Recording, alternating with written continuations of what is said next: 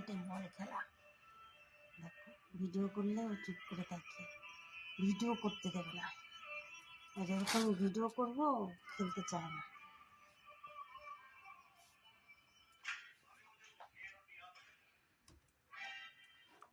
সমানে বল খেলবে, সারাদিন ওই বলটাকে নিয়ে খেলতে থাকবে।